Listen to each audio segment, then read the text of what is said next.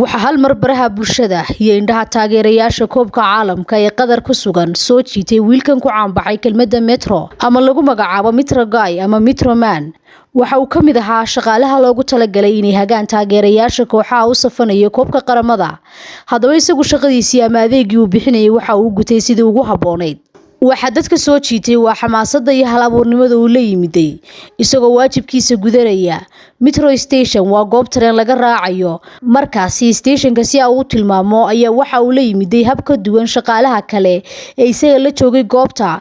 dhammaan shaqaaluhu waxa ay sitaan far ay u isticmaalayaan tilmaanta iyo mikrofon oo waxba kaga duwan isaga, balse isagu waxa uu sameeyay hab ka duwan sida raabka oo kale ayuu bilaa muusig u laxameeyay.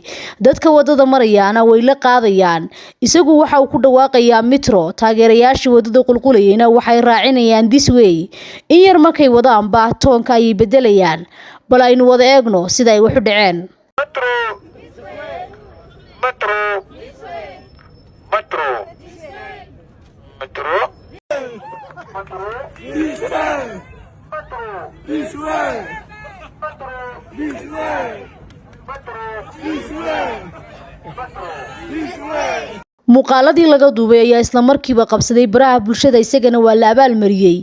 qaar kamid ah muuqaalada laga duubay ayaa waxa aalada TikTok ka daawaday malaayiin qof, kuwaasi oo badankoodu ka helay sida xaragada leh ee ninkan Kenyaanka ay u gudanaya shaqadiisa. barta TikTok ee Metro Guy 2.1 ayaa shaqaaluhu bilaabeen maalintii Isniintii. waxaa 3 cisho gudahood ku xidhmay dad gaadhaya 35,000 oo qof. mid kamid ah taageerayaasha World Cup-ka ayaa ninkani weydiiyay sababta loo sii deyn waayay cod duuban oo laga maarmi karo mid si live loo tabiyo. ninkani ayaa ku jawaabay, waan hayaa mid duuban, laakiin waxaan ka doorbiday codkayga tooska. yarkan Kenyaanka oo imika ku caanbaxay magaca Metro Guy ayaa waxa uu saacado kooban uga caansanaaday isla markaana magaciisu ka dheereeyay ciyaartoy waaweyn oo ciyaaraya koobka adduunka.